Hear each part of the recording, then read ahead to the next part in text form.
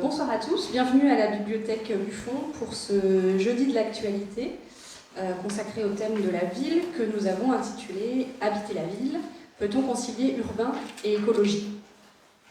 Donc, le point de départ de cette rencontre, c'est qu'actuellement, suite au confinement, les gens ont commencé un peu à quitter la ville. Donc, pendant le confinement, ceux qui avaient la chance d'avoir une maison en province, se sont mis à partir pour aller s'isoler là-bas. Et depuis cette période-là, on observe une hausse des départs vers les plus petites villes. Donc les gens quittent les métropoles, surtout Paris, et la recherche des maisons, notamment à la campagne, se fait plus forte. Donc la ville semble devenir moins attractive, et on entend beaucoup parler de retour à la nature et de choses comme ça. Et donc d'un côté, il y aurait cette ville inhospitalière, bétonnée, et de l'autre, une campagne fantasmée, naturelle, voire sauvage. Donc voilà, toute cette réflexion lance plusieurs questions. D'abord, même si nos métropoles ne sont pas toujours très respirables, est-il pertinent d'opposer nature et ville de manière systématique? Et puis comment rendre la ville plus habitable? Et aussi s'adapter au changement climatique qui arrive, et comment l'architecture et l'urbanisme peuvent répondre à ces questions-là. Et donc nous avons aujourd'hui avec nous deux intervenants pour discuter de tout ça. Donc Michael Labbé, qui est philosophe, maître de conférence à l'Université de Strasbourg, spécialisé en philosophie de l'architecture et de la ville, entre autres. Et donc qui est l'auteur aussi de deux ouvrages essentiellement, Reprendre place contre l'architecture du mépris, et le dernier titre qui est aussi un peu à l'origine de cette rencontre, Aux alentours, regard écologique sur la ville, qui est sorti à l'automne 2021. Et nous avons également Xavier Bonneau, qui est architecte, docteur en urbanisme, professeur d'architecture à l'École nationale supérieure d'architecture de Paris-la-Villette, et vous co-dirigez également le groupe d'études et de recherche philosophie, architecture, urbain. Voilà. Donc c'est un petit peu tout ça qui a fait germer l'idée de cette rencontre. Et pour commencer, j'aimerais vous poser une question un peu sur vos spécialités respectives. Donc Michael, comment en tant que philosophe, on décide de choisir la philosophie de l'architecture et de s'intéresser à ces questions-là de philosophie de la ville et d'écologie? Faut que je prenne le micro, c'est ça ou... C'est mieux. Ah,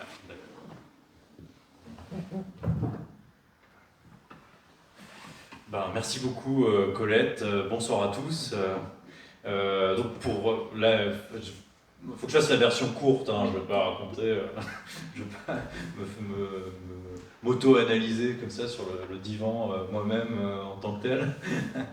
Non, il y a des choix qui sont à la fois un peu accidentels, quoi. J'ai fait un cursus de philosophie tout à fait classique à l'université. Je voyais que je m'orientais de plus en plus vers des réflexions de nature esthétique notamment.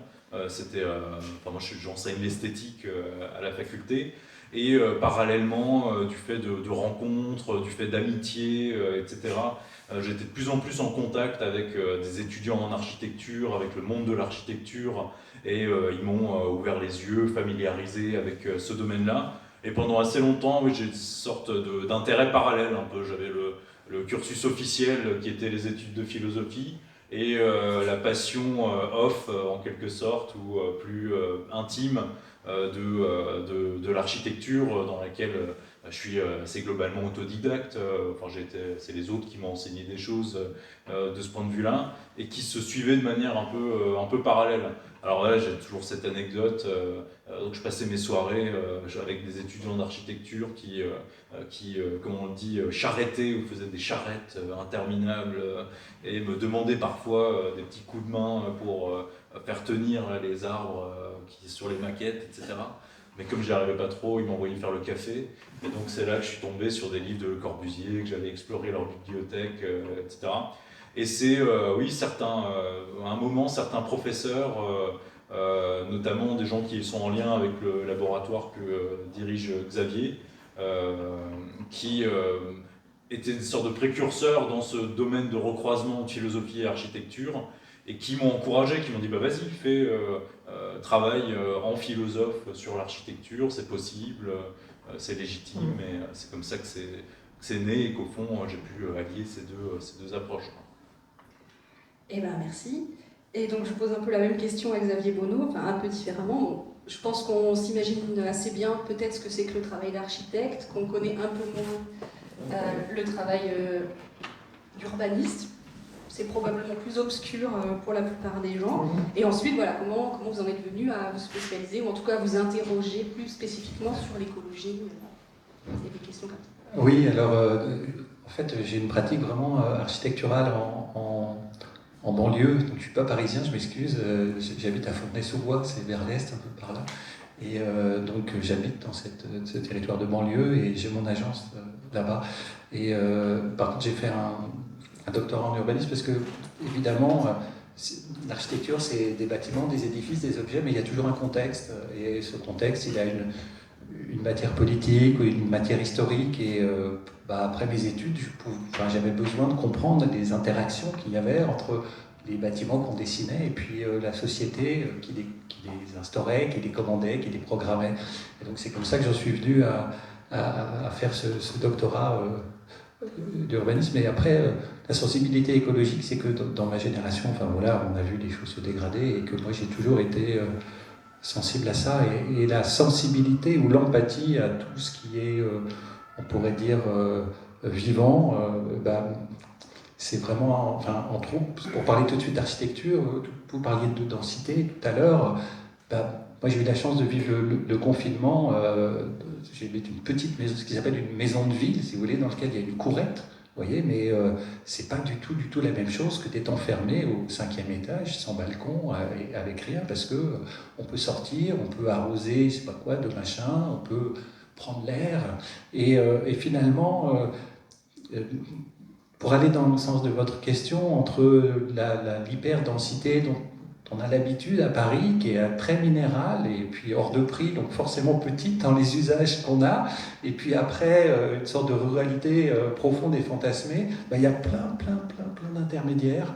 Et je pense que l'échelle du faubourg ou l'échelle de ce qu'on pourrait appeler d'habitats plus modestes, mais qui ont un peu plus d'espace, qui ont un endroit où on peut garer son vélo, un endroit où on peut accueillir, si on aime les animaux, le chat peut aller se balader, enfin je sais pas, tout ça fabrique des milieux de vie qui sont assez intéressants et qui peuvent conjuguer ou articuler ou entremêler la densité et puis des usages comme ça domestiques qui sont beaucoup plus agréables. Alors je ne sais pas si j'ai répondu à votre question, mais en tout cas c'est ce que à l'agence on essaye de faire, on travaille dans ces territoires pour plutôt essayer de les faire résister à la grande bétonisation que devient le Grand Paris, quand même. Voilà. Oui, alors c'est sûr que Paris, c'est peut-être l'exemple extrême de tout ça, hein, ça c'est sûr. Si on revient un peu sur cette opposition ville et nature, puisque c'était un peu le point de départ pour moi, et en fait c'est un peu ce qui commence aussi le livre aux alentours. C'est un peu le point de départ. Voilà, on est enfermé, on a besoin de nature, et finalement, où est la nature dans tout ça ? Et donc, Miel, dans le livre, tu expliques que c'est une opposition qui finalement ne tient pas tellement la route, enfin, qui est un peu stérile finalement. Donc, est-ce qu'on peut parler un peu de ça, expliquer un peu d'où vient cette opposition et pourquoi finalement elle n'est pas justifiée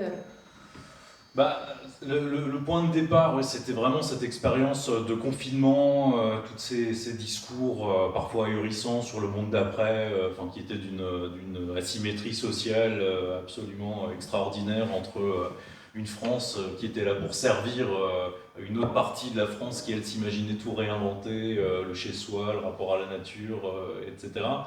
Et d'autre part, un discours, si vous voulez, que j'entendais beaucoup, notamment, je raconte cette trajectoire aussi entre mon milieu populaire d'origine et un milieu plus intellectuel, etc., que j'ai intégré par les études, etc.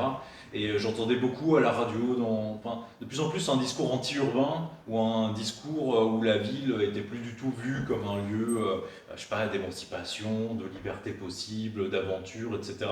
Mais avant tout un lieu dont on parlait négativement en tant que tel, et au nom notamment, à des égards bien légitimes et justifiés, d'une envie d'habiter autrement, quoi. Donc il y avait tous ces discours un peu qui étaient le point de départ. Par ailleurs, j'avais lu et admiré beaucoup de travaux de grands anthropologues comme Philippe Descola, des travaux qui portent sur ce partage nature-culture. Et donc ça m'a interrogé. Ça m'a interrogé à plusieurs titres. D'une part, l'opposition entre la nature et la ville, c'est une opposition qui est advenue historiquement. Non seulement, évidemment, l'opposition nature-culture elle-même fait absolument pas de sens pour certaines cultures non occidentales, mais par ailleurs, l'opposition nature-ville, c'est une opposition qui s'est solidifiée, qui s'est bâtie, je dirais, à la fois intellectuellement et réellement, dans et par la modernité, quoi. Donc ce qui n'a pas toujours existé, ce qui n'existe pas partout, n'est pas quelque chose de si évident et de si manifeste en tant que tel. Donc ça, c'était un point. L'autre point, c'est que si on se met dans un paradigme de pensée écologique dans lequel nous ne sommes pas des êtres de culture opposés à une nature extérieure, à un monde qui serait simplement matériel, inerte, etc., mais comme on nous le répète à longueur de journée, que nous sommes des vivants au milieu d'autres vivants, etc., je me suis dit que, en un sens, les villes, c'est aussi des productions de ces êtres vivants que nous sommes, quoi. Et donc que l'opposition entre ville et nature n'est pas forcément complètement adéquate ou complètement intéressante de ce point de vue-là. Donc cette opposition, on l'a construite, historiquement, réellement, et d'autre part, voilà, il y avait le dernier point, c'est peut-être l'urgence face à laquelle on est. Il y a une urgence climatique qui est documentée, qui est connue, dont on pressent les effets, dont les urbains sentent les effets à de nombreux moments. Nous sommes et serons à l'horizon 2050 aux environs de 75% d'urbains sur la planète, donc non seulement en Occident, mais dans les grandes métropoles du Sud, etc. Et donc la solution, ça ne va pas juste être de partir dans la nature supposément fantasmée, de pouvoir rejoindre des cabanes où on va réinventer sa vie, etc.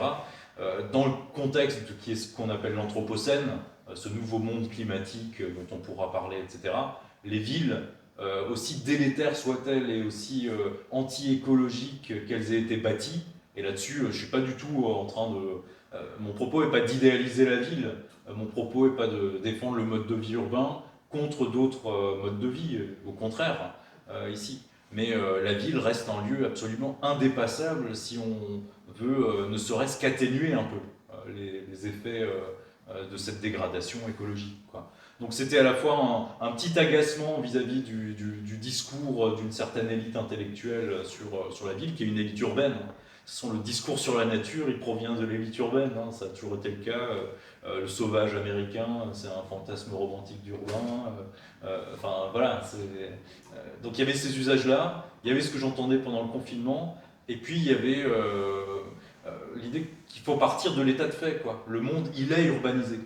On ne va pas juste pouvoir délaisser ces milliards de tonnes de béton qu'on a bâtis. Et par ailleurs, dernier point, tout de même, voilà encore une croyance dans certaines possibilités urbaines. Il y a des choses qui peuvent se passer en ville, quoi. C'est pas entièrement à jeter, quoi. Voilà. C'est un peu désordonné, mais c'est comme ça que je le dirais. Désolé. Je vous laisse aller. Oui. Pour nous, enfin pour les urbanistes et les architectes, ce qui est compliqué souvent, je me pose cette question, comment faire pour construire des villes qu'on n'a pas envie de quitter dès que c'est possible? Parce que finalement, sans ça, on voit bien que les villes, elles sont plébiscitées, où historiquement elles étaient construites avec la révolution industrielle, comme des lieux de production, comme des lieux où il fallait bien y aller pour trouver du boulot, quoi. Et finalement, ça a été repris par le discours sur les métropoles, les villes qui sont... elles tirent le PIB des pays, on voit bien que l'Île-de-France, le PIB par habitant, ça n'a rien à voir par rapport au PIB de la Creuse, par habitant, ou je ne sais pas quoi. Et donc, malgré tout, il y a cette représentation du temps d'habitation en ville qui est un peu par défaut, parce qu'il faut y aller chercher sa subsistance, et c'est là qu'on produit la richesse. Et donc, voilà, et il s'est fabriqué une sorte de représentation de la ville performante, Et le thème, ce qui était plutôt habité. Et on voit bien que, non, on se loge, et puis dès qu'on peut, on s'en va. Georges Perec, dans Espèce d'espace, alors il regardait les gens et il dit, alors ils ont 2 pièces dans leur logement, c'est le samedi et le dimanche soir. Élie, c'est là où les gens passent le samedi et le dimanche, mais il dit, ces 2 pièces, elles ne sont pas raccrochées à leur appartement à Paris, elles sont à 200 km que là. C'est une manière de nommer la maison de week-end ou la résidence secondaire. Mais la question, c'est pourquoi c'est vraiment ces résidences secondaires, elles sont vraiment on regarde où sont les résidences, à qui appartiennent les résidences secondaires en France. Il y en a 2,5 millions. À part celles qui sont les étrangers, les Américains qu'on utilise à part à Paris, ou les Émiratis, ou les Chinois maintenant, c'est beaucoup des Parisiens ou des gens des très grandes métropoles, Lyon, voilà. Et donc, on voit bien qu'il y a un besoin de prendre ce bol d'air, mais ça fabrique de la mobilité étrange, et puis sans doute qu'on accepte qu'on vit pendant l'hiver dans un mode de vie un peu artificiel. Et ça, c'est aussi... Alors, on se pose ces questions, évidemment, comment on peut apaiser tout ça. Il y a beaucoup de réflexions sur plus de parcs, plus d'aménités, plus de mobilité, un air de meilleure qualité. Il y a beaucoup de choses qui essayent d'aller dans ce sens-là, mais malgré tout, il me semble que c'est toujours en débat, et moi je me pose cette question il y a le modèle des villes scandinaves quand même qui arrive, me semble-t-il, à un peu mieux intégrer, sans doute parce qu'elles sont plus petites qu'en France. Si j'étais un peu... Oui, je suis assez critique sur ce que devient le Grand Paris, parce qu'on a l'impression que Paris, ou le Grand Paris, c'est ce qui reste de la grandeur française, quoi. Alors c'est vrai que c'est la ville la plus visitée au monde, mais voilà, quand on voit la pression que ça fait sur tous les gens qui même habitent Paris, vous savez, il y a 60 000 logements qui sont libres tout le temps sur Airbnb, il y a toute cette pression qui est faite pour les gens qui vivent à Paris, et donc on a un modèle un peu excessif qui veut encore être plus grand, alors que pour faire désirer la ville, finalement, eh bien, il me semble que c'est plutôt à des échelles, faut maîtriser l'échelle un peu de tout ça, et en le regardant depuis Paris, le problème est un peu plus compliqué. Oui, c'est ce que je me disais aussi, c'est qu'il y a un peu un paradoxe avec Paris, parce qu'on est un État très centralisé avec une ville, Paris c'est le centre de la France, et effectivement on arrive à ce problème inverse qui est que ça devient invivable, quoi. Il y a une sorte de seuil critique peut-être au-delà duquel on est largement passé pour Paris, mais du coup si on parle un peu donc là on a parlé pas mal de densité, mais le revers, c'est l'étalement urbain finalement. Et alors, est-ce que ça, c'est une meilleure solution? Est-ce que au regard de l'écologie, c'est pas un autre problème? Et comment on trouve un peu le juste milieu? Moi, je veux bien juste dire qu'il y a des... Puis je te repasse la parole. Oui. Et si on regarde par habitant, par exemple, le bilan CO2 des gens, parce que le bilan CO2 du couple parisien qui fait tous ses trajets en vélo, mais qui va 3 fois par an à Marrakech pour se reposer, j'exagère un peu, ils n'ont absolument pas c'est le même bilan carbone que ceux qui vont, même s'ils habitent en périurbain, et qui font un barbecue le week-end. Donc, évidemment... avec l'étalement urbain, il y a l'artificialisation des sols, il y a l'emprise des réseaux, il y a les mobilités contraintes, il y a les 2 ou 3 voitures obligées par famille, et tout ça. Et en plus, mais il n'y a pas que ça, il y a le fait que c'est la fabrique de la ville, dans une économie néolibérale, la plus facile à faire pour un marché. On prend de la terre agricole et on divise un champ, il y a un entrepreneur qui va faire les réseaux et ça part sur le marché. Alors que des dispositifs de fabriquer la ville sur la ville, de rebricoler, sont beaucoup plus complexes, et en plus il y a moins de rentabilité pour ceux qui sont dans la chaîne de production. Donc c'est tous ces éléments-là qui fabriquent finalement l'étalement urbain, et évidemment il faut essayer d'arrêter ça, franchement, et je pense que l'opinion a conscience de ça, mais... c'est comme toujours, il y a des intérêts économiques à court terme qui se nourrissent de cela aussi. Oui, ça je pense que c'est évidemment un point très important, c'est-à-dire qu'on ne peut pas parler de ces questions d'écologie urbaine, du rapport entre la ville et l'écologie, d'une manière, on pourrait dire, abstraite, ou en tout cas sans en venir dans la consistance et la dureté de questions économiques et de limitation ou d'une critique d'un certain modèle quoi, économique. Ça, c'est absolument essentiel aujourd'hui, parce que tout se joue là-dedans également, c'est-à-dire la question de la propriété des sols. Il y a beaucoup d'initiatives de pensée ou d'initiatives concrètes qui sont intéressantes de ce point de vue-là, même si on peut toujours se demander à quel point des réflexions localisées ou des expérimentations locales peuvent avoir une incidence sur un modèle aussi général, quoi. Mais voilà, autour du commun, moi je pense à la question dans certaines coopératives où on désindexe la propriété de son logement et la propriété du sol sur lequel on est, etc. Ça peut être des choses intéressantes. Voilà, enfin, il y a des choses de ce point de vue-là, mais qui doivent toujours allier, je pense, ces questions écologiques à des questions économiques ou sociales, au fond. C'est ce que tu disais aussi un peu de ce point de vue-là. Sachant, encore une fois, il faut le dire, il faut le répéter, même si on est tous, moi y compris, climato-sceptiques dans nos actions parfois les plus quotidiennes. Ce changement écologique, cette nouvelle manière d'habiter, voire des effets catastrophiques, sont déjà là. Donc la question n'est pas de se dire que en faisant telle et telle chose à l'horizon 2030, on passera la crise et on reviendra à autre chose. Enfin, c'est bien ça que nous disent les scientifiques. On y est déjà. La question, c'est maintenant d'atténuer, de colmater, d'amoindrir, de réparer un peu certaines choses. Et c'est là que peut-être des solutions architecturales, mais qui ne sont pas simplement des solutions techniques ou formelles, mais qui sont toujours des prises de position aussi et des critiques des excès de la logique des métropoles ou de la logique économique, on va dire, dominante ici ou privative, sont importantes, quoi. Donc je pense, c'est pour ça que moi je pense qu'on pourra citer des initiatives ou des choses qui nous séduisent, mais c'est complexe ça serait facile peut-être d'imaginer un modèle parfait, abstrait, qui serait désengagé de cette question de lutte très concrète contre des choses qui sont d'un ordre systémique, quoi. Enfin, tu prenais l'exemple de Airbnb.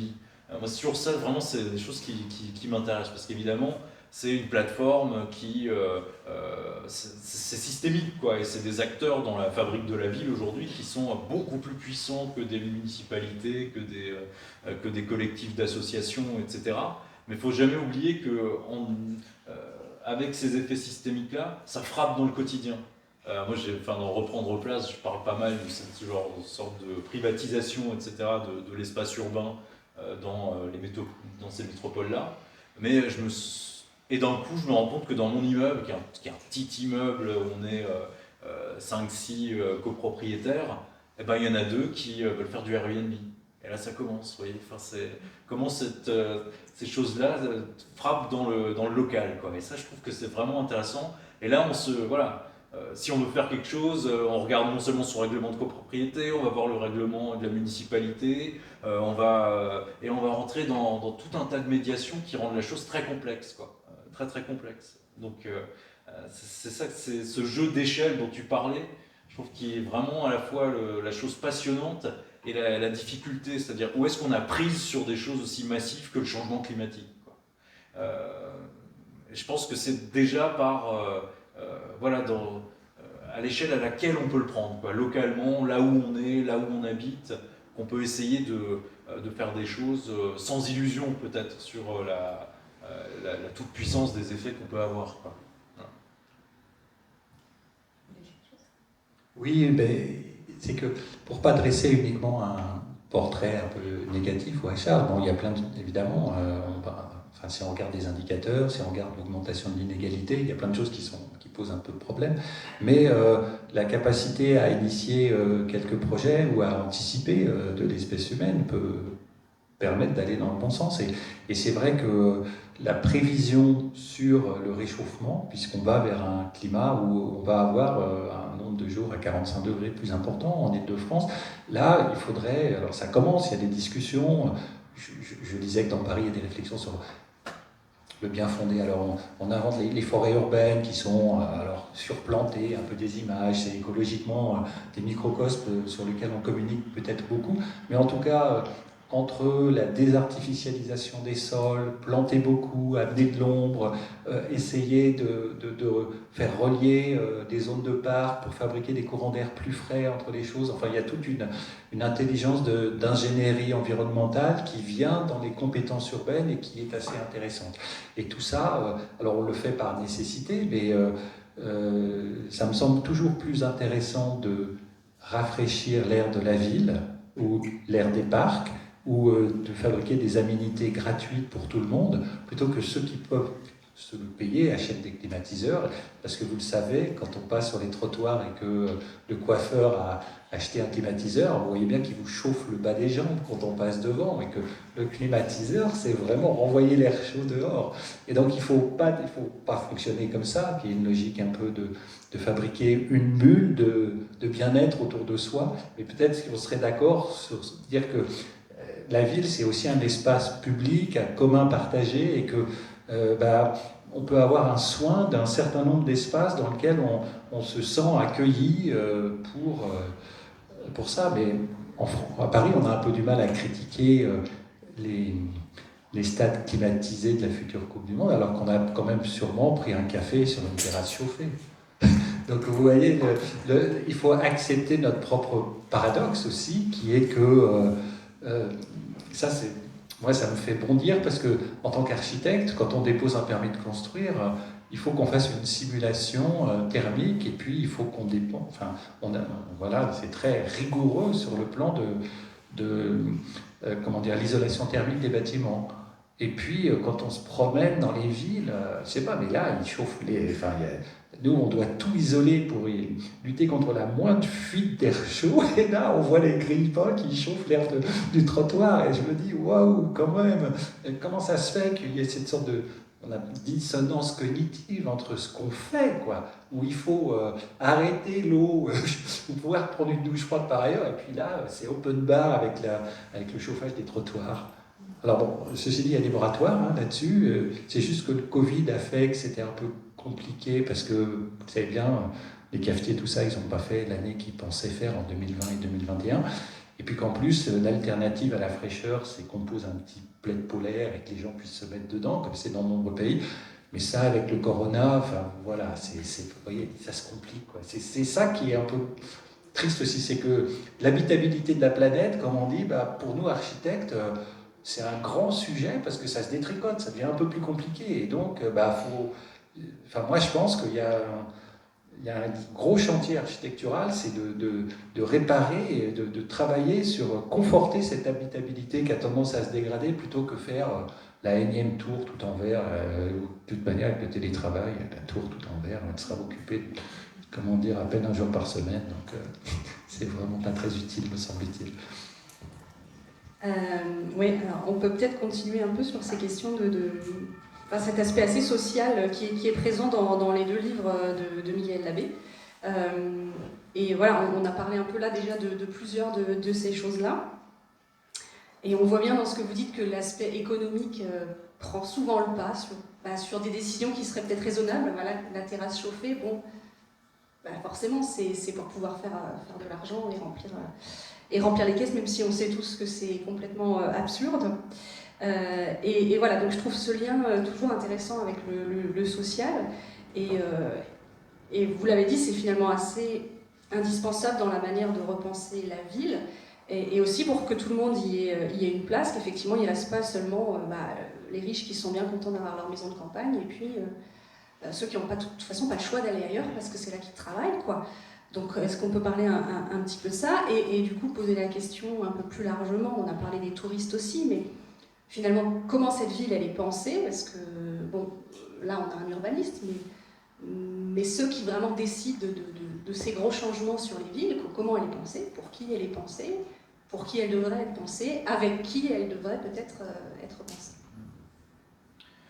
Oui, là c'est une grande question qui relève de cette notion moi, que j'aime bien, qui est celle du droit à la ville. Au fond, la grande question politique ou sociale, c'est vraiment pour qui est faite la ville, par qui et dans quel objectif. Et au fond, il s'agirait de militer pour avoir une réponse qui soit la plus ouverte, la plus pluraliste possible, et qui permettent à une pluralité d'usages de pouvoir cohabiter dans un espace urbain.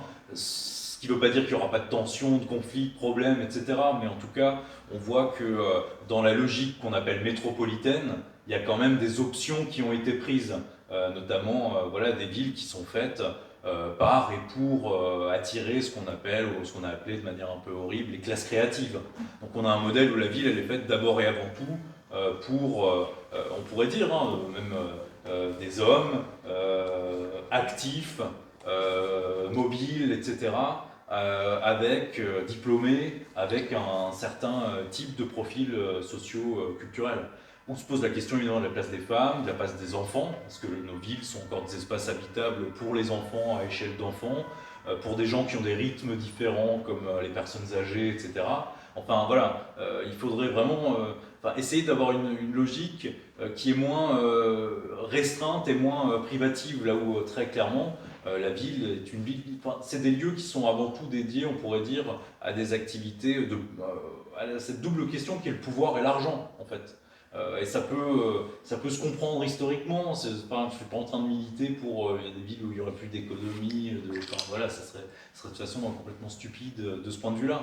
Mais la ville, c'est avant tout un espace politique, comme tu le rappelais, et un espace qui s'est conçu au départ comme un espace commun. Donc c'est vrai que c'est pour ça que je pense que la question de la justice sociale ici est absolument indispensable. Et cette justice sociale, il faut l'élargir maintenant à une justice environnementale, au fond, aussi. Quelle place on fait à des non-humains, aux vivants, etc. Même d'un point de vue purement anthropomorphique, c'est-à-dire pour la préservation d'une habitabilité pour nos enfants et des générations futures. Hein. Même si on ne veut pas aller jusqu'à des questions plus profondes de ce point de vue-là. Donc ça me semble absolument essentiel, cette question sociale. Par ailleurs, on sait qu'on est dans un autre monde. Hein. Je vous conseille, il y a eu sur un livre vraiment important d'un philosophe qui s'appelle Pierre Charbonnier, dont on a déjà entendu parler, qui s'appelle Abondance et liberté, et au fond qui montre bien que le modèle moderne qui a permis l'émancipation politique, l'avancée des droits, la démocratisation des sociétés, etc., c'est un modèle qui reposait matériellement sur une pensée de la croissance, au fond. C'était quoi la justice? C'était redistribuer les fruits de la croissance plus largement à tous, etc. Ça supposait donc qu'il y ait cette croissance-là. Le grand défi aujourd'hui, c'est qu'on doit essayer de préserver la justice sociale, on doit essayer de préserver l'habitabilité de la Terre, mais sans avoir ce soubassement traditionnel de ces questions-là, qui serait la croissance, au fond. Parce qu'aujourd'hui, construire, ça revient à détruire, produire conduit à avoir un coût écologique majeur, etc. Et donc à avoir des effets néfastes sur l'habitabilité, quoi. Donc c'est sûr qu'il y a une autre éthique, un autre rapport à toutes ces questions-là qui est extrêmement stimulant, mais qui est extrêmement complexe aussi, parce qu'on habite tous, on est tous pris dans la contradiction, au fond. On est tous pris dans ces contradictions-là quotidiennes, qui que l'on soit. Et on a mais bon, je veux dire, à chaque époque historique, on a été pris dans des contradictions qui sont les conditions à partir desquelles il faut penser. Mais en tous les cas, voilà, moi je plaide pour une contre-vision, faire contrepoids, pour rééquilibrer un peu au maximum ce rapport qui est souvent aujourd'hui complètement déséquilibré entre ceux pour qui et par qui la ville sont faites, quoi, pour que ce soit plus pluraliste et qu'il y ait aussi que la ville reste un lieu d'habitation, au fond, et pas juste un lieu de valorisation économique, de spéculation, etc. Si c'est un commun, un bien commun et un public, il faut essayer de préserver cela, quoi. Et à ces conditions-là aussi, peut-être, seront-elles, on désirera encore continuer d'y habiter un peu mieux, quoi. Oui, là-dessus, en début de semaine, il y a eu le rapport de la Fondation Abbé Pierre sur la situation du logement en France. Et moi, je l'ai parcouru rapidement, mais le chiffre qui m'a abattu finalement, c'est 300 000 sans-abri en France, et c'est l'augmentation des sans-abri. Et on pourrait dire que dans le plan du logement ou de l'urbanisme, c'est l'illustration exacte des travaux de Piketty sur comment dire, l'augmentation de l'inégalité depuis une cinquantaine d'années. C'est qu'on voit que cette augmentation de l'inégalité, elle fait du décrochage et elle fabrique un nombre de sans-abri incroyable. Et bon, on le voit quand on circule dans Paris, qu'on marche dans Paris. Et ça, alors je le mets en... Si on parle de la ville, je le mets en lien avec... j'ai entendu un petit reportage à France Culture là, sur la côte basque. Et il y avait un gars qui disait, alors vous savez, justement après le Covid, il y a plein de gens qui ont été habités là-bas, et ça a fait monter incroyablement les prix, et donc les gens qui habitaient là-bas, parce qu'il est carreleur ou un fermier, ou je ne sais pas quoi, ils peuvent plus se loger. Et alors le gars disait, de façon critique, il disait droit au logement, il disait mais le droit d'avoir un logement devrait passer avant la possibilité d'en avoir 2 ou 3. Ben, je me suis dit, bah, quand même, alors, on ne va pas nationaliser toutes les résidences secondaires, hein, mais voilà, il y en a aussi 2,5 millions en France, mais alors il y en a qui en ont 2, il y en a qui en ont 3, hein, à la mer, à la montagne, à la campagne, et donc on voit bien que là, ça pose quand même un sujet, ça, alors, c'est pas, c'est pas facile, mais c'est cette question du droit au logement, malgré tout, elle devrait être mise beaucoup plus au centre, parce que notre économie, surtout en France, qui est, vous savez que les plus grandes fortunes, c'est les produits de luxe, hein, LVMH, tout ça. Donc on est dans une économie, un consumérisme qui perturbe, comment dire, les besoins. C'est-à-dire que malgré tout, avoir un toit pour passer la nuit, pour moi, c'est un besoin essentiel. Et après, par contre, toute notre ville, elle est organisée autour de la mode, avec des grandes vitrines, et qui vendent des choses qui sont dans l'échelle des besoins fondamentaux. Changer de chaussures tous les 3 mois ne me semble pas au même niveau, vous voyez. Et donc, il y a une sorte de perte comme ça, de classement dans la hiérarchie, malgré tout, des besoins partagés qui pourraient faire projet de société. Et là, on voit, heureusement qu'il y a la Fondation Abbé Pierre, malgré tout, pour rappeler qu'il y a un détricotage des conditions de logement de la population, parce que non seulement il y a des sans-abri, mais après, si vous regardez la surpopulation, si vous regardez le stress thermique avec l'augmentation du coût de l'électricité, et puis des vieux logements qui ne sont pas isolés, ça commence à faire beaucoup de monde qui ne sont pas bien chez eux, qui ont froid un peu l'hiver, et tout ça, comment dire,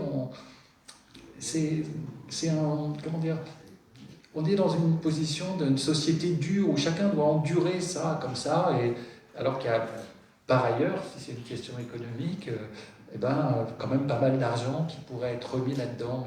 Et je pense que c'est pas uniquement fabriquer des logements neufs, c'est vraiment et juste je finis juste là-dessus sur une question.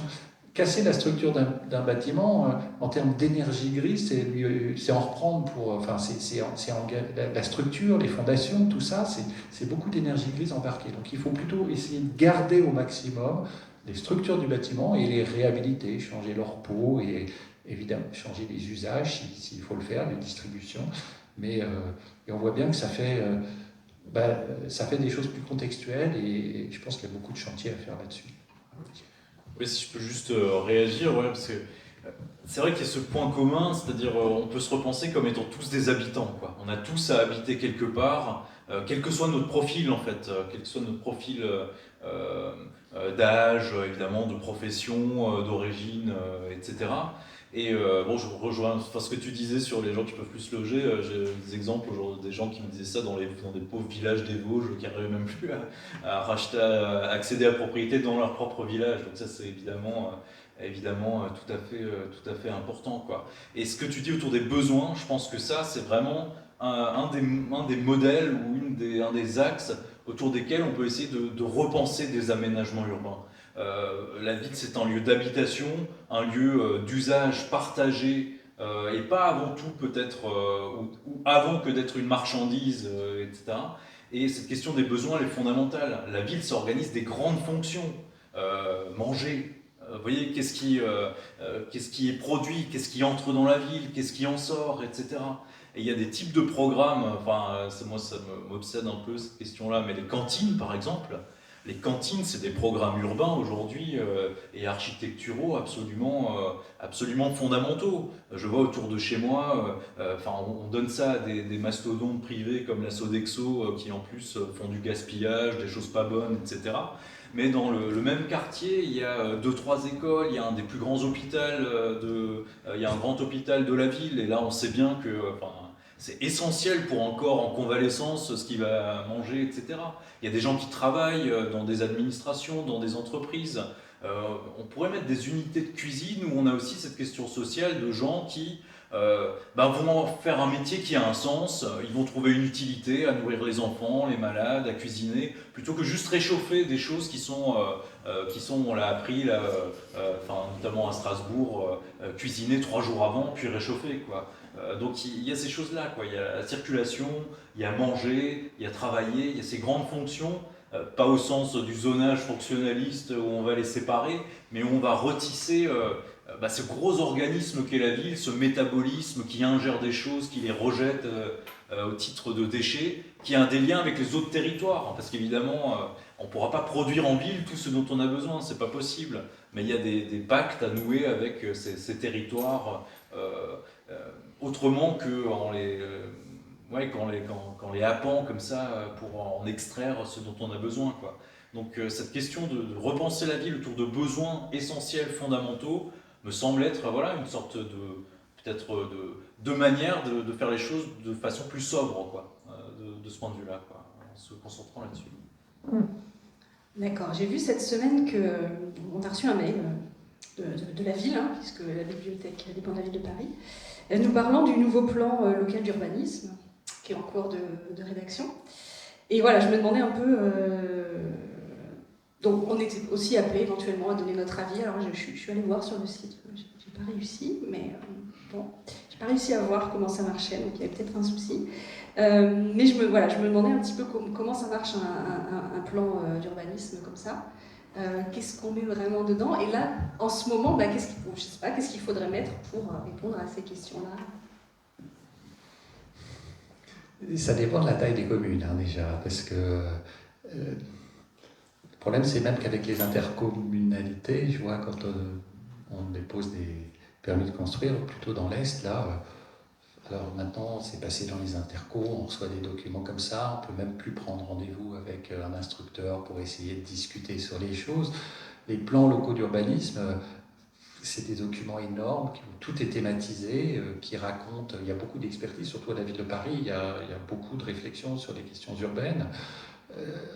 Ça règle les nuisances, les questions de prospect, quelle est la hauteur, la distance, les baies qu'on peut ouvrir, enfin voilà, il y a tout on pourrait dire tout ce qui a à voir avec ce qu'on appelle la morphologie urbaine, qu'est-ce qu'on peut faire.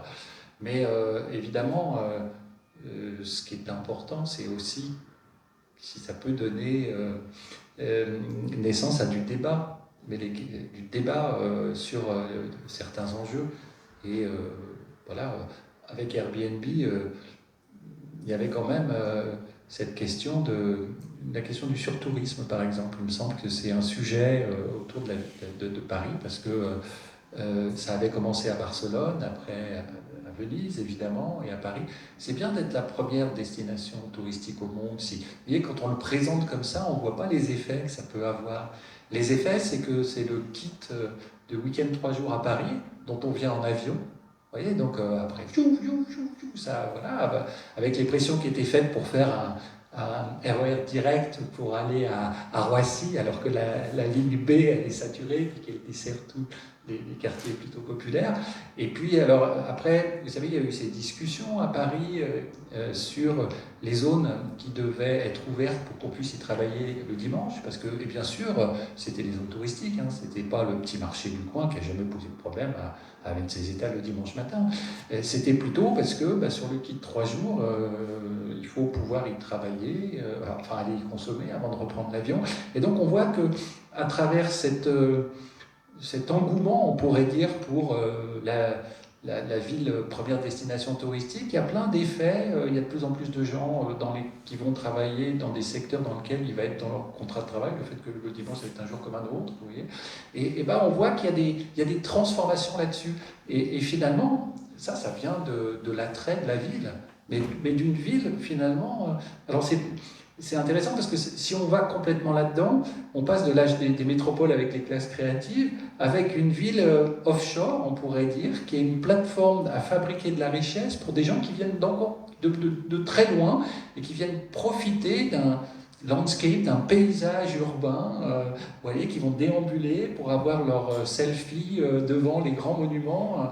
Et ça, alors il y a eu une critique des philosophes et de Debord avec la société du spectacle en disant finalement, ce surtourisme, on va toujours voir un touriste devant nous qui regarde quelque chose et en fait on est immergé dans une ambiance touristique et on ne voit plus ce qui fait la spécificité d'un territoire. Donc là, c'est réinventer plutôt des occasions de dépaysement dans lequel on a l'impression que le monde il n'est pas préparé pour nous, on se le prend dans la figure et ça peut être au coin de la rue, enfin ça peut être autrement. Et moi je suis assez critique contre toute cette mise en ordre finalement de la ville pour fabriquer un PIB touristique parce que ça va faire monter encore plus le prix à Paris qui est déjà immensément excessif. Et puis, au-delà du fait que ça fabrique un certain type d'encombrement et de pollution spécifique, vous savez, on parlait de où est-ce qu'on va stocker les autocars, enfin, et tout ça. Donc, même si on adore accueillir et on est fier des monuments qui font le ravissement des yeux, moi je ne boude pas mon plaisir à marcher dans Paris, mais comment trouver un peu de mesure dans ces phénomènes-là c'est un peu étrange quand même, cette sorte on vient dans une logique de consommation de produits culturels prévendus, et là il y a encore une perturbation, c'est que la mobilité devient un business. Vous savez, on voyait dans le métro, il y a 1 an et demi, on voyait ces trucs. Qu'est-ce que tu fais? Tu viens aider pour le déménagement ce week-end? Et il y avait « je peux pas, j'ai New York ». Vous voyez, on voyait ça. Je ne sais pas si vous vous souvenez de cette... Puis moi, il y avait un gars, il avait dit « je peux pas, j'ai pollution ». Il avait mis ça, ces trucs, c'était assez amusant, un marqueur comme ça, « je peux pas, j'ai pollution ». C'était amusant. Mais ça montre bien qu'il y a des opérateurs qui vendent de la mobilité. Et là, chaque système économique essaye de croître dans cette logique un peu étrange, mais on voit bien que ça frôle l'absurdité quand même, et qu'il y a des effets indésirables réels sur l'habitat des villes qui sont plus pour leurs habitants, on pourrait dire, mais leurs habitants avec... quand je dis ça, c'est pas... la bonne France de dans le temps, avec le vrai français, avec son béret et sa baguette. Mais c'est tous les gens qui sont là aujourd'hui et qui vivent et subsistent et subvivent à partir du lieu où ils sont. Des ici, quoi. On est d'ici. C'est ça la ville, c'est pas une question de nationalité, parce que, sincèrement, dans le bâtiment, moi je me réjouis de voir, c'est une formidable milieu professionnel d'accueil de plein de population, mais voilà, les gens sont ici et c'est plutôt cette organisation-là qui devrait se prévaloir. Oui, ça c'est très présent dans le livre de Michael, la question finalement de la biodiversité sociale en fait, et du fait que tout le monde devrait avoir le droit d'être là, et pas toujours relégué non plus au quartier extérieur. On voit que de toute façon, ça fonctionne quand même pas très bien, les cités dortoirs ou des choses comme ça. Ça crée encore plus de problèmes. Oui, parce que un milieu de vie ou un environnement sain, c'est une organisation un peu stable entre une diversité, au fond. Une rue qui peut être vivante, agréable, c'est des gens qui y passent à un moment de la journée, d'autres à un autre moment, c'est des types de commerces variés, c'est de l'habitat, il y a une forme de diversité qui, lorsqu'elle est en même temps compensée par une forme d'organisation ou de stabilité, fait le caractère vivant de ces choses-là. Donc c'est vrai que je m'amuse un peu, on parle toujours de la biodiversité au sujet des plantes, des animaux, à très juste titre par ailleurs, etc. Mais il y a une biodiversité, on peut l'appeler sociodiversité si on veut, mais une biodiversité humaine. Et une ville, c'est un équilibre aussi entre une diversité de profils sociaux, d'usages, de rythmes, etc. Et on voit qu'il y a une tendance, ou il y a eu une tendance avec une certaine idéologie qui pensent l'attractivité d'une certaine manière, parce que ça rend très... c'est pas du tout attractif pour plein d'autres qui y vivent ou qui y habitent, qui a une tendance à on le sait, une uniformisation, une standardisation, la monofonctionnalité. Il y a des endroits où on peut rien faire d'autre que consommer, des places où on peut rien faire d'autre qu'aller boire un café à une terrasse, et on peut pas s'installer pour faire autre chose gratuitement, etc. Il y a les mêmes enseignes, enfin voilà, il y a quand même une uniformisation face à cette diversité-là, quoi.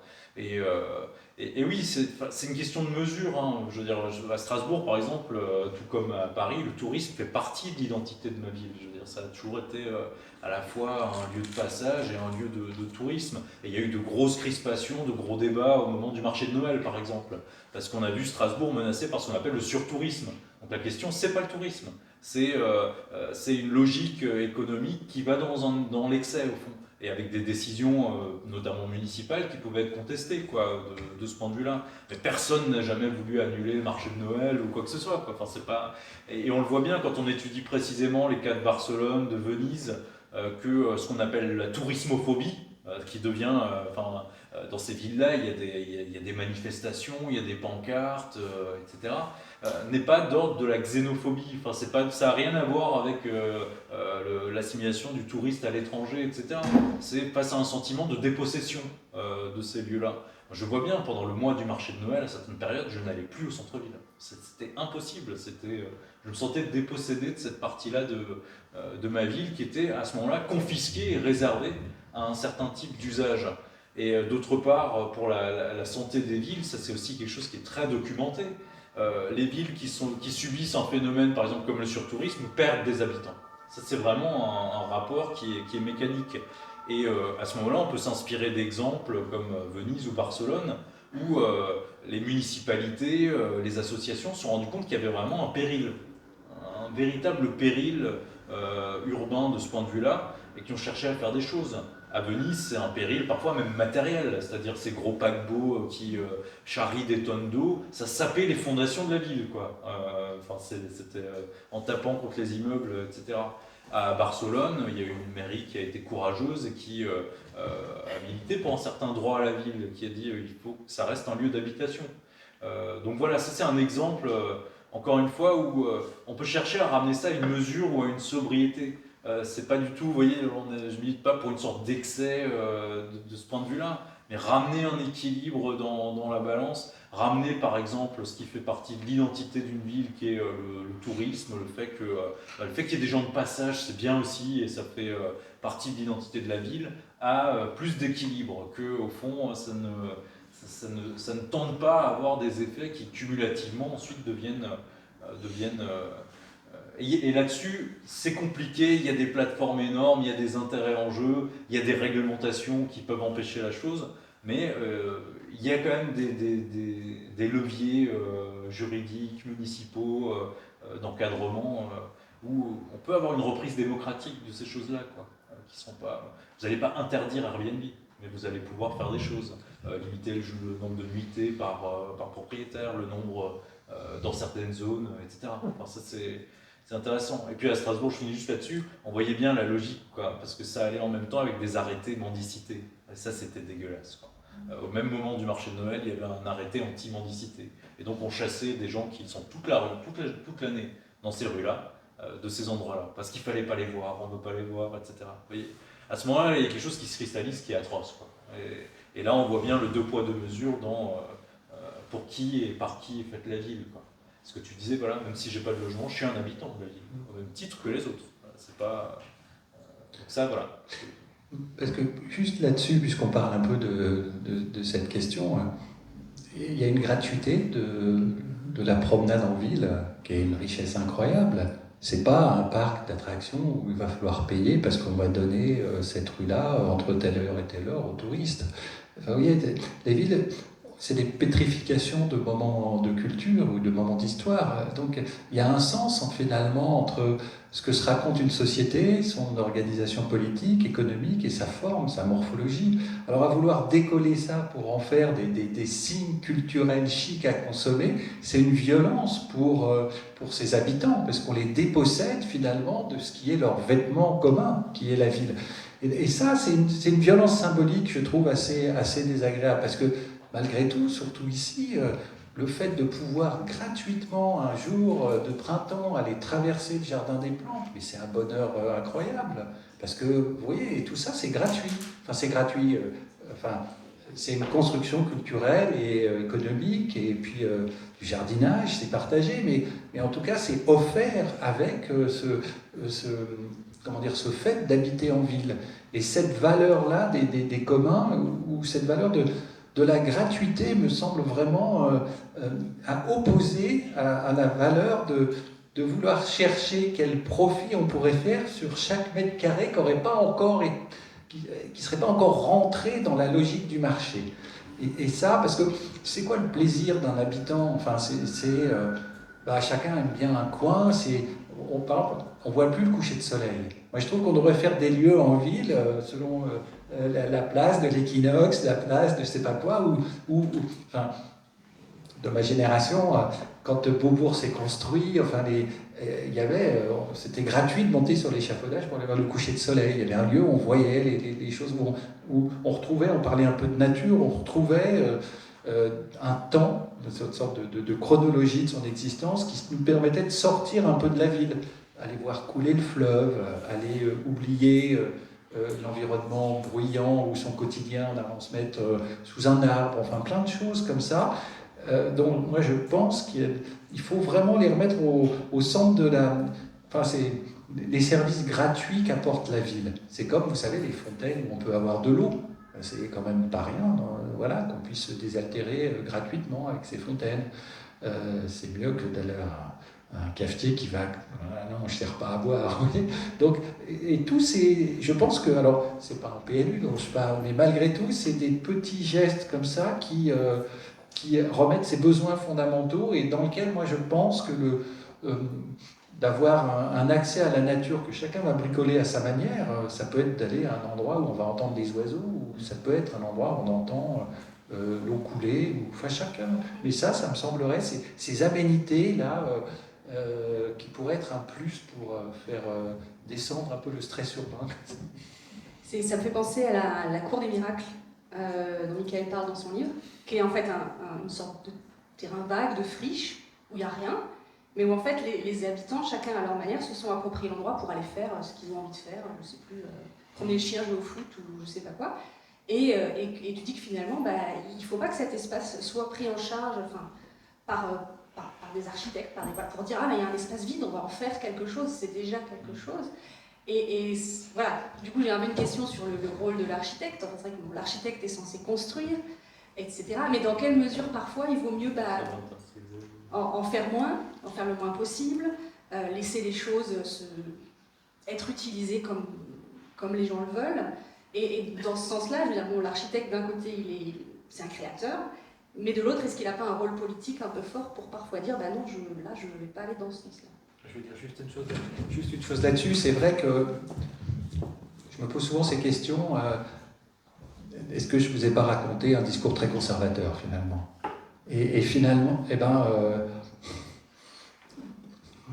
en même temps, quand beaucoup de choses se dégradent, et en tout cas les conditions environnementales, on se rend compte que c'est pas réactionnaire de vouloir conserver des conditions d'écosystème ou des conditions d'habitabilité de la planète qui fassent que ça soit assez facile pour tout le monde. Donc on est plutôt face à une époque où les architectes, il y avait une attente de l'architecture ou une esthétique même autour de l'architecture à partir de grands gestes, de mesures, de performance, et on le voit qu'il y a encore beaucoup d'architecture, des revues qui sont là-dedans, le plus haut, le plus blanc, le plus vitré, le plus porte-à-faux, le plus machin, oui, c'est ce que j'appellerais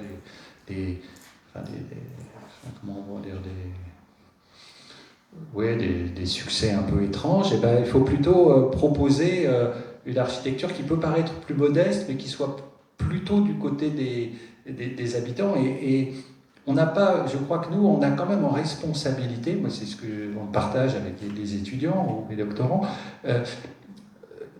l'architecture pendant longtemps, son savoir-faire, c'était de faire tenir des bâtiments.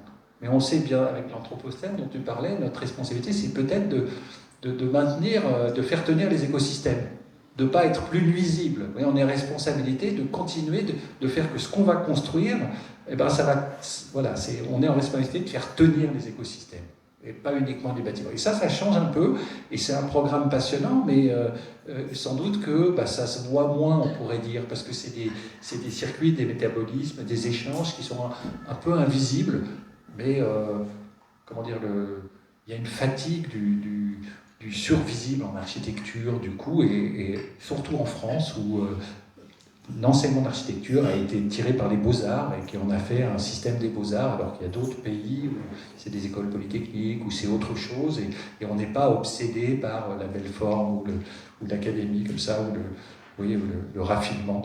Donc, je ne sais pas si j'ai répondu, mais en tout cas, ça veut dire qu'il y a des grands sujets à plutôt réparer que démolir et faire du neuf.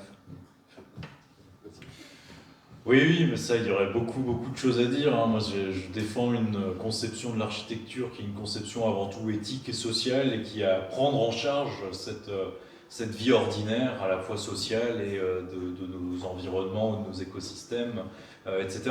On est dans une situation, évidemment, où, voilà, quand on entend parler d'architecture au journal télévisé, c'est le côté un peu spectaculaire d'un nouveau musée qui est un grand geste, ou d'un exploit technique, quoi. C'est sûr qu'il y a une culture architecturale qui n'est pas assez diffusée. Le métier d'architecte n'est pas évident non plus pour les jeunes qui se lancent en tant que tel.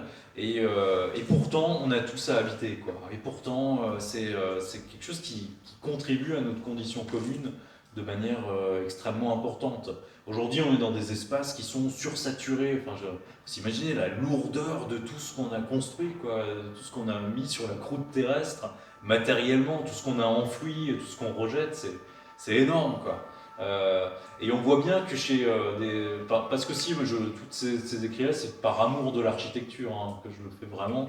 Et on voit bien comment voilà, il y a des gens qui changent aussi leur manière de penser, et où au fond les éléments de l'architecture, ça a toujours été le cas, hein, le soleil, l'air, etc. Mais ça devient la terre, le sol, enfin il y a plein de choses de ce point de vue-là. Et c'est vrai que moi j'habite dans un quartier périphérique de Strasbourg, où il y a encore cette diversité sociale, et il y a des lieux où des gens qu'on voit plus beaucoup au centre-ville, quoi, des intérimaires, chômeurs, vieux retraités avec des petites pensions, des gens qui parlent alsacien, etc. Ils sont pas loin de chez moi, au bord d'étangs de pêche, ils passent leur journée là-bas, et à côté il y a une grosse parcelle, comme deux terrains de foot, je dirais, où il n'y a rien. Et où apparemment il n'y a rien, quoi. Enfin, il n'y a rien de bâti, il n'y a pas de fonction, il n'y a pas de programme, mais c'est un lieu qui existe et où il y a déjà beaucoup de choses.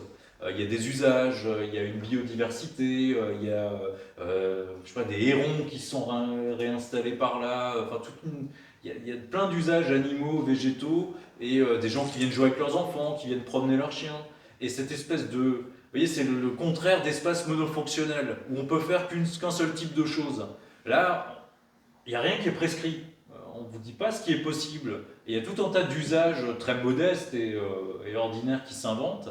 Et c'est assez magnifique de se dire que là où pour beaucoup il n'y a rien, où ce serait un espace, vous voyez, enfin, les mots sont assez intéressants.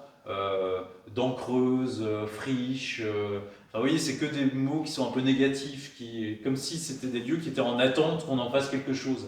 Or, il y a déjà plein de choses. Il y a des usages, il y a une diversité, et c'est un lieu qui est magnifique, quoi. Alors là, c'est une parcelle assez grande, mais ça pourrait être enfin, on souhaite à tous les urbains d'avoir des lieux, même modestes, où il y a cette sorte d'indétermination, quoi. Et ça, c'est, je pense, une idée qui est chère à Xavier, au fond, le fait que parfois il y a une responsabilité, une sagesse architecturale dans le fait de rien faire. Là, vraiment, le pire qu'on pourrait faire pour cet endroit, c'est de faire quelque chose. Au contraire, le laisser être tel qu'il est, c'est parfait, quoi. Alors évidemment, ça ne peut pas être fait dans tous les coins de la ville, partout, etc.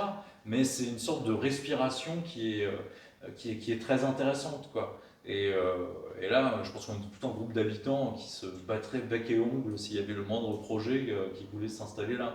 Parce que de l'autre côté du bras de canal, il y a le frère jumeau, comme je le raconte dans le livre, de cet espace-là, le même qui est devenu un projet de promotion immobilière assez bas de gamme, qui vraiment vante le côté écologique, etc.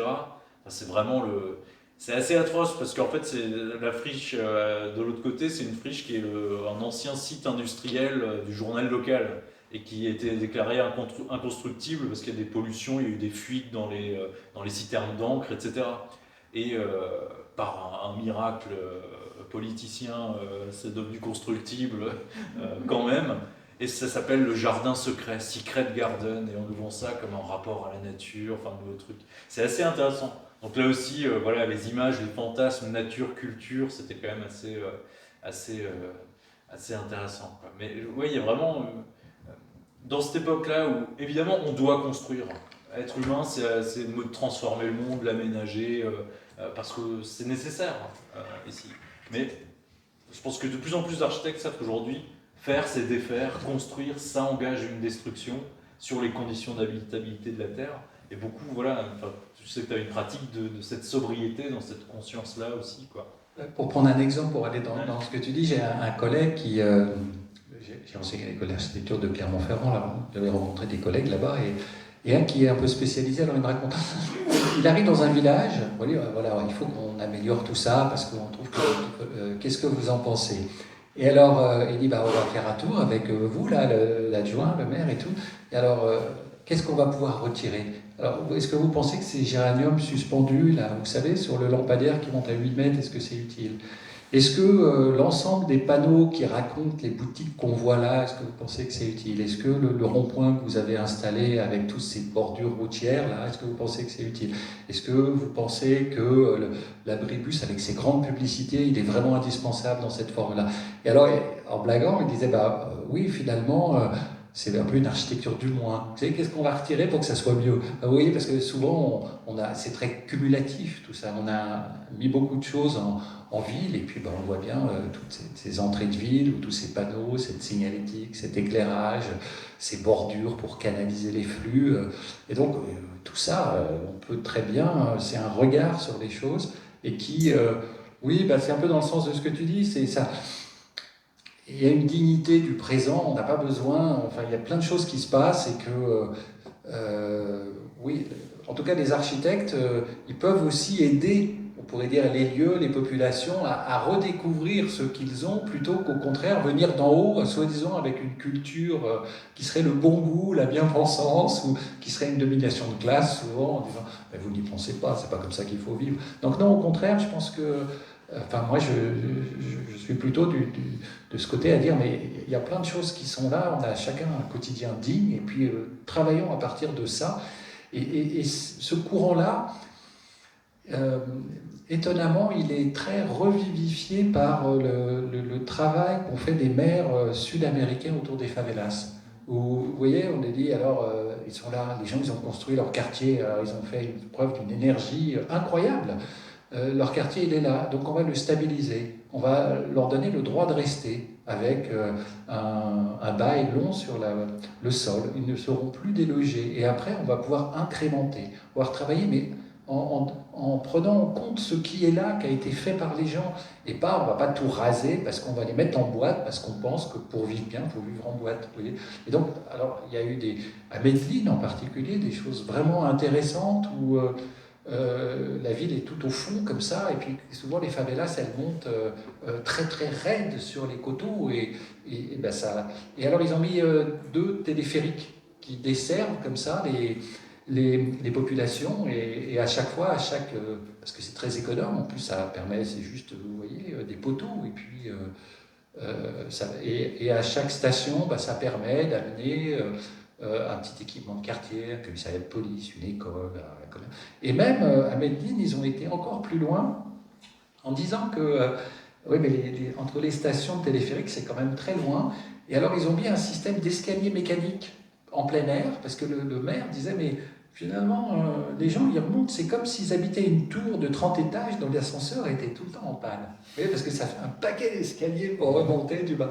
Alors, ils ont mis et ils ont refait un deuxième grain comme ça d'espace public à partir d'escaliers mécaniques et de petites placettes. Et ça, je trouvais que c'était... alors, on pourrait appeler ça un urbanisme incrémental. On donne du crédit à ce qui est et on essaie par des petits gestes assez économes de diffuser le maximum d'effets. enfin comment dire, c'est de l'économie de moyens au sens juste, c'est le minimum d'efforts et le maximum d'effets. Et ça, il y a beaucoup à faire et on est complètement en dehors de la logique des grands gestes ou des grands bâtiments ou des grands axes ou des grands choses comme ça. Ou de la rénovation urbaine. Oui, qui est... Quand il y a un problème, je sais pas, social dans un quartier, on dit, on a une solution de reconstruction, de destruction, et on voit pas, au fond, voilà, aussi, il peut y avoir du délabrement, des vrais problèmes, mais bon, on pourrait accompagner au fur et à mesure le bâtiment lui-même, et on peut aussi, il y a toujours ces enjeux de reconnaissance, les gens qui sont attachés à leur barre d'immeuble, même si elle paraît un peu brinque-ballante, etc.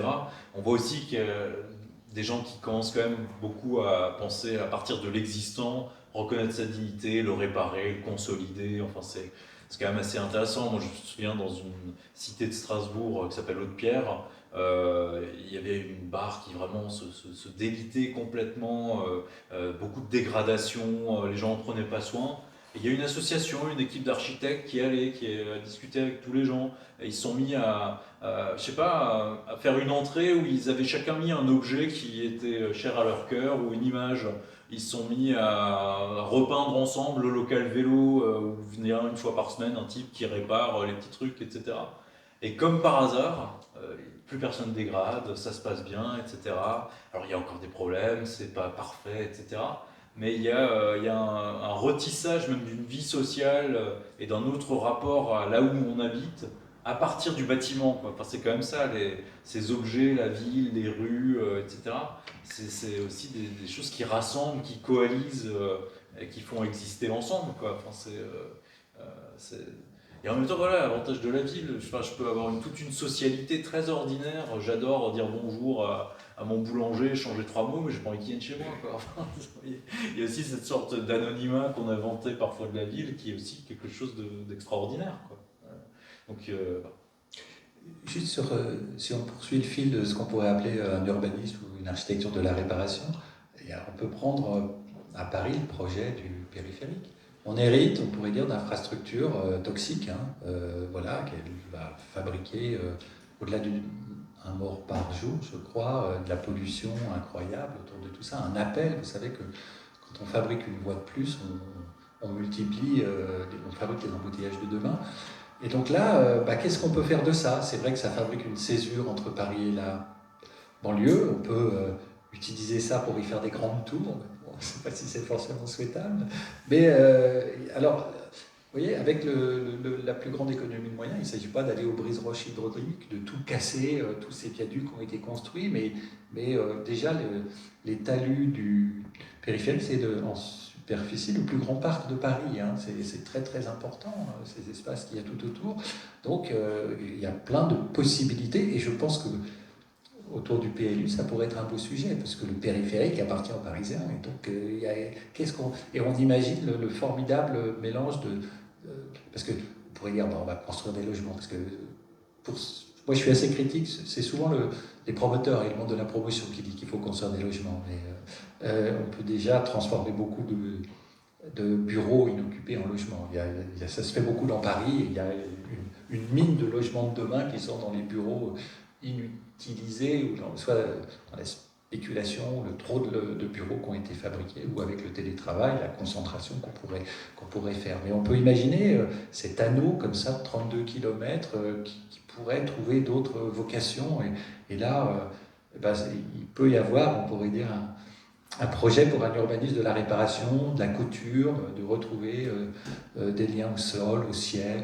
Puis voilà, là il y a un projet. Enfin, il y a beaucoup de choses, il y a beaucoup de littérature autour de ça. Il y a déjà des publications qui sont faites là-dessus. Il y a pas mal d'architectes urbanistes, d'étudiants qui sont en effervescence là-dessus. Et je pense qu'aussi à la ville de Paris, il y a des enquêtes qui sont en train de se faire. Mais je ne sais pas si si ça va être mis au débat public, si vous voulez, à l'occasion de la refonte du PLU. Parce qu'on pourrait très bien décider d'un certain type de classement pour y faire quelque chose ou pas. Il y a une décision politique aussi qui peut être liée à ça. Bon, bah, c'est une perspective plutôt positive. Merci beaucoup pour toutes ces réflexions. Et puis, on va peut-être proposer aux personnes dans la salle de poser des questions si vous en avez.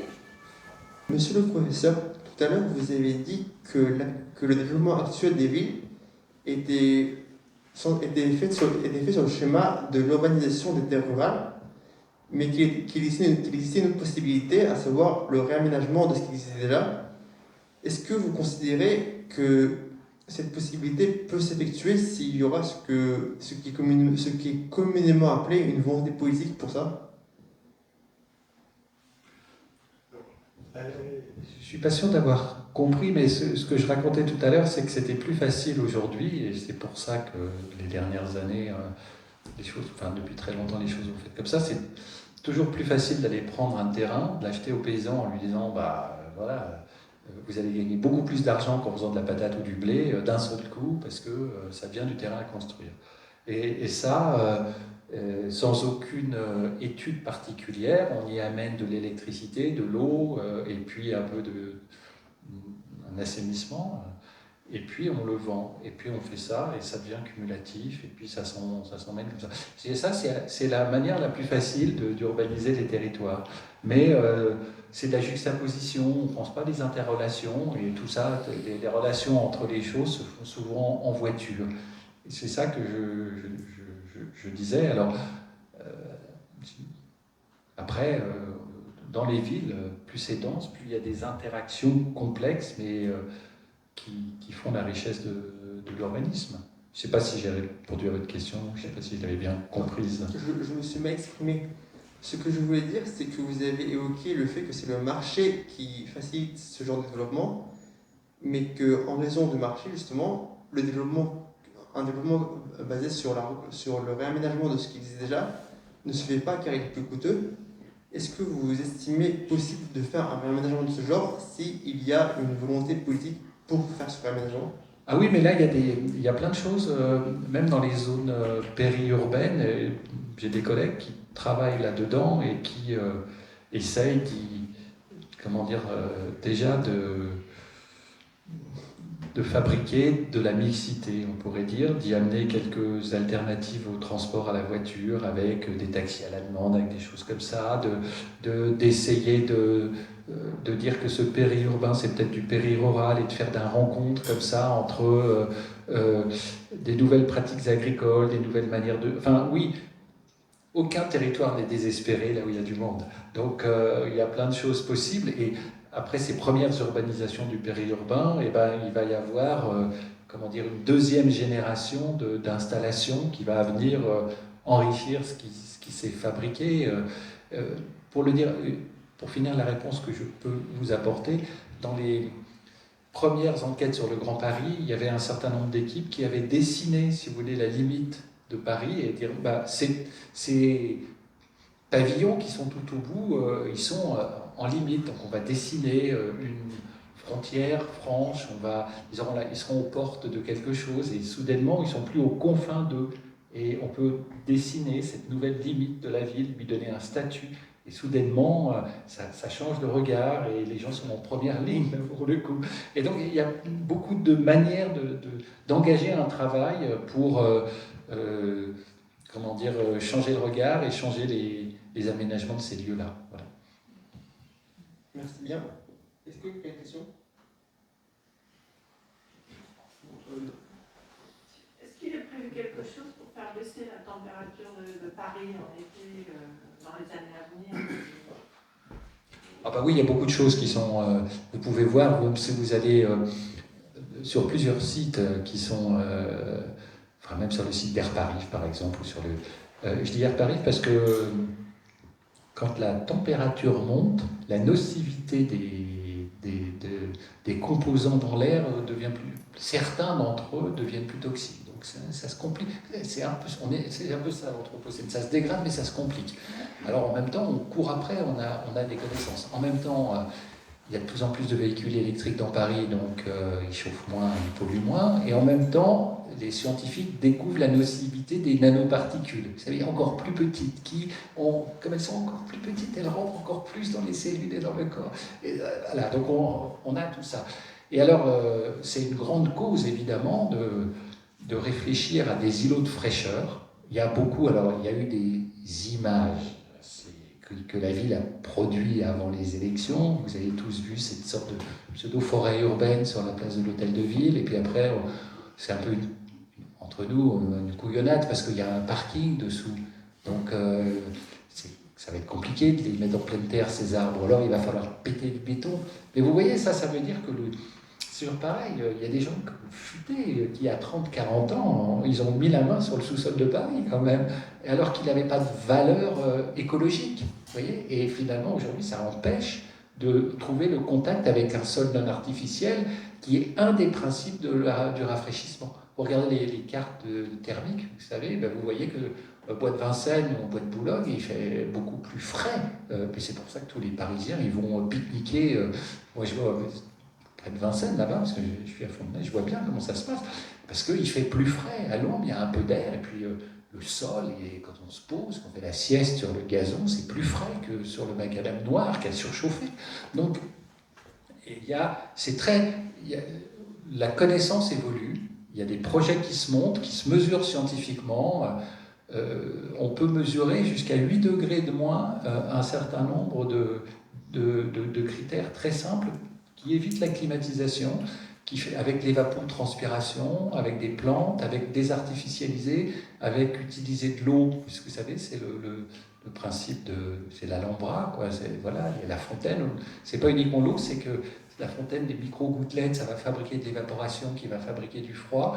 Et puis, il y a même les micro-gouttelettes, comme les salades à Intermarché, vous savez, le truc, là, mais c'est comme à la gare Saint-Charles, à Marseille, oui, et toutes ces micro-gouttelettes. Alors, ça consomme de l'eau, très peu d'énergie, ça fabrique du frais par évapotranspiration, et c'est quand même beaucoup mieux que la clim.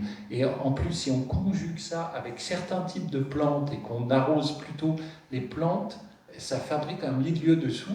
Et il y a des cartes aujourd'hui que la ville de Paris a fabriquées, dans lesquelles elle a très clairement tous les espaces pour éviter la prochaine canicule suite à 2003. Tous les musées peuvent être rapatriés pour y mettre tous les gens qui auraient trop chaud. C'est exactement ce qui s'est passé, si vous voulez, à Athènes l'été dernier. Quand il faisait 42, 43, on a réquisitionné tous les lieux climatisés de la ville et ils étaient... D'ailleurs, il y avait des discussions assez intéressantes. À combien faut-il mettre la clim? Et les gens disaient, le mieux c'est 28, 29. Vous voyez, parce qu'il faisait 42 dehors et ils avaient l'impression que c'était bien, mais ça ne consommait pas trop. Et donc, ils allaient prendre le frais. Ça va être fondamental de prendre le frais. Et donc, il y a des... Voilà. Après, il y aura sûrement besoin de lieux climatisés réellement quand on va vers des surchauffes. Hein. Moi, je m'arrête parce que je pourrais pas répondre. Mais oui, c'est des grands sujets. Je pense que cette thématique du réchauffement ou du rafraîchissement par la nature et par les parcs, elle va devenir comme une demande programmatique pour l'aménagement des espaces publics et du paysage. On va demander pas uniquement du vert, mais aussi du frais. Et donc ça nécessite de péter le béton, quoi, parce que il faut que ça respire et que sans ça, ça surchauffe. Et ça peut amener beaucoup de choses positives, parce qu'en plus, quand on désimperméabilise les sols, il y a l'eau qui rentre, mais il y a l'oxygène, et il y a toute une vie organique, puis le sol redevient vivant. Donc on peut y gagner sur plein de choses. On a été un peu trop loin, enfin beaucoup trop loin, du côté de la marée de béton, pour y faire circuler des voitures. Est-ce que vous pensez que Paris, le centre de Paris, va devenir un musée pour les touristes et qu'avec la disparition du périphérique, comme pour d'autres villes comme Dublin ou comme Londres, qui ont moins de population au centre de Paris, et que le Grand Paris, grâce à la suppression du périphérique, pourrait plus s'étendre et avoir des circulations propices justement à ce rafraîchissement de la ville par l'architecture des rues, des immeubles, pour la circulation de l'air. Oui, pour le centre musée, oui, je pense qu'en plus on pourrait payer les collégiens l'été pour qu'ils aillent acheter une baguette de pain avec un béret sur la tête. Parce que ça ferait vivre un petit peu ce paysage de Santon. Oui, je blague, mais ouais, on est quand même déjà beaucoup là-dedans. Hein. Alors, c'est très beau aussi, mais la critique de Paris Ville-Musée, elle est déjà faite. Je ne sais pas quoi dire là-dessus, je ne suis pas très parisien dans l'âme, enfin, enfin, comment dire, trop de ravissement esthétique, c'est un peu trop loin. Enfin, tous les espaces d'usage quotidien dont tu parlais sont aussi fondamentaux. Enfin, vous voyez, on se fatigue si on vit que dans un musée. Vous voyez ce que je veux dire? Il faut aussi retrouver des choses. Non, mais c'est comme si ça devient de plus en plus cher d'avoir des espaces suffisants pour habiter, d'où les Airbnb pour pouvoir contrer les taxes, les impôts, tout ce que vous voulez. On est amené petit à petit à s'éloigner de ce centre. Ah bah oui. Il devient de fait un musée.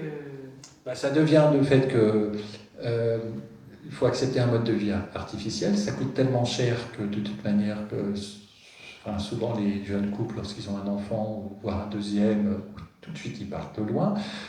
Après, c'est une adresse tellement prestigieuse qu'il y aura toujours des gens très riches en Chine, aux Émirats, aux États-Unis ou n'importe où pour acheter un pied-à-terre à Paris.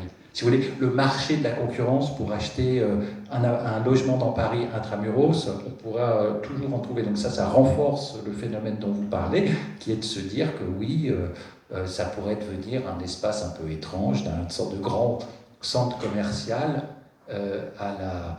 comment dire, au look parisien, vous voyez. Mais oui, Paris est une marque, donc il y a un risque ça. Alors après, pour contrer ça, il faut un volontarisme administratif, réglementaire et politique. Et le levier, c'est lutter contre la spéculation. C'est ce que tu disais, Michael, sur les bails sociaux solidaires. C'est-à-dire qu'à un moment donné, c'est de dire que le prix du logement, il ne monte pas sur la valeur spéculative, mais il est lié simplement il monte avec le prix du pain, si vous voulez. Il est voilà, à l'inflation. Mais on n'est pas propriétaire du sol. Voilà. Et ça, moi je pense qu'en ville, on ne devrait pas être propriétaire du sol. Le sol devrait être ce bien commun qui fait ville, on pourrait dire. Et ça me semblerait plus intéressant. Il faut des leviers. Alors il y a une loi pour le faire, mais après, il y a quelques organismes fonciers qui le font, mais c'est incroyablement minoritaire. Et c'est un sujet. Oui, c'est possible aussi parce qu'on voit des pratiques différentes dans d'autres pays.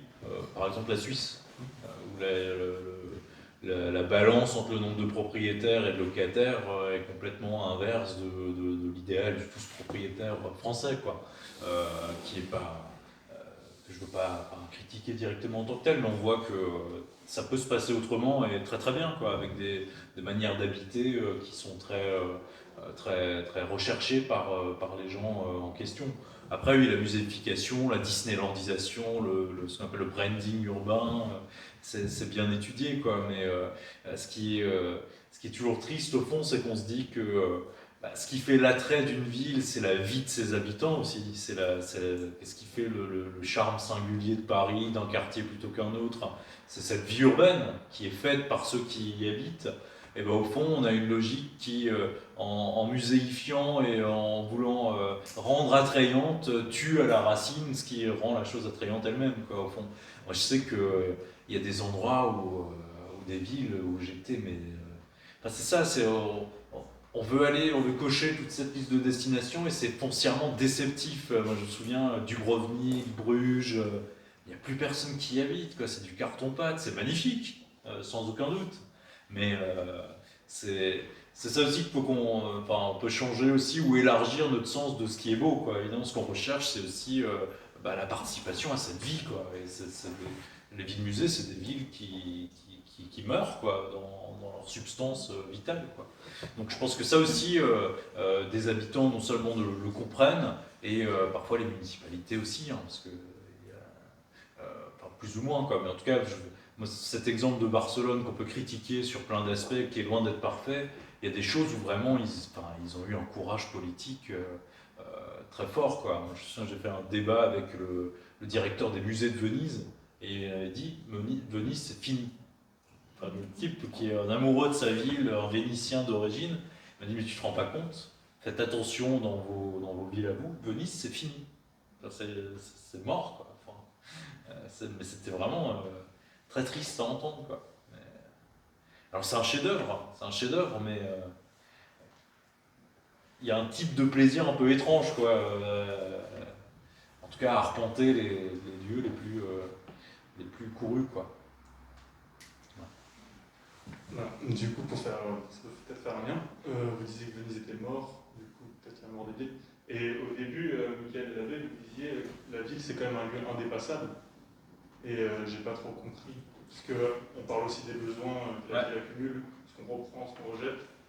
Donc peut-être qu'en fait, est-ce que c'est indépassable ou est-ce qu'on doit le dépasser?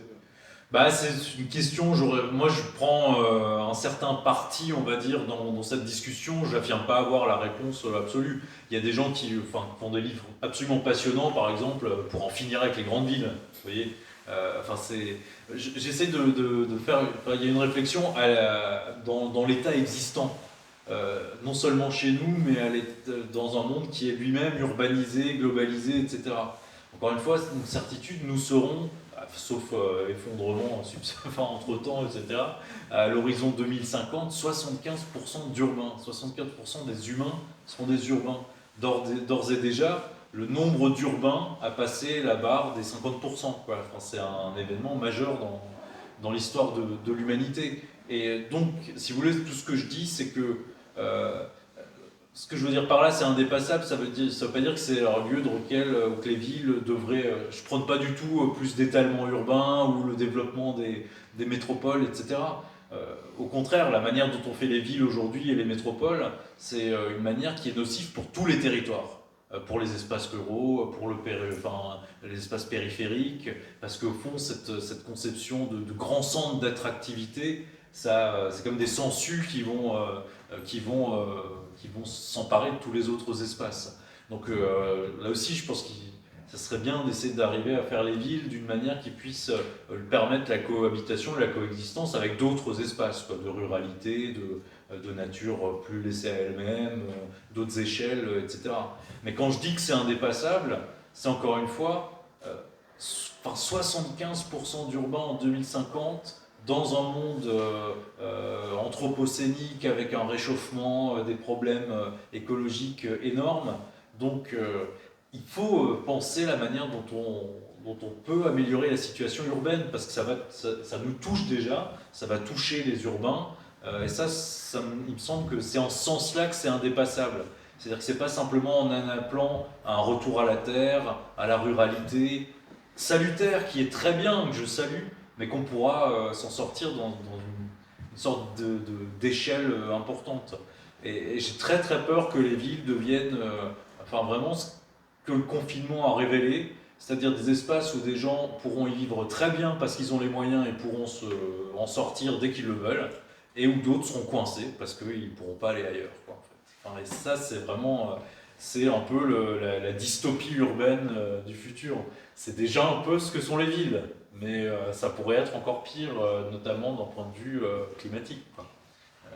Juste une référence si ça vous intéresse, la critique de la métropole, vous savez, en Europe, de ce développement comme ça des villes à partir du réseau des métropoles, il se fait à partir du concept de biorégion, qui est une autre manière de réfléchir finalement au peuplement des espaces habités, en donnant le substrat à un récit géographique, à une assise géographique. Donc, une sorte de grande cité-jardin régionale. C'est une sorte de modèle qui monte et qui essaye de réfléchir à des regroupements de populations qui entremêlent plus, qui les refont atterrir pour éviter une dérive des villes qui seraient des villes très concentrées, très denses et offshore, décollées comme ça de leur inland ou de leur assise territoriale, leur rapport à la croûte terrestre. Donc là, il y a des réflexions assez intéressantes dans ce sens-là, mais Michael a entièrement raison. Si vous regardez la croissance urbaine aujourd'hui, Elle est dans les villes entre 1 et 5 millions d'habitants et dans les villes de plus de 10 millions d'habitants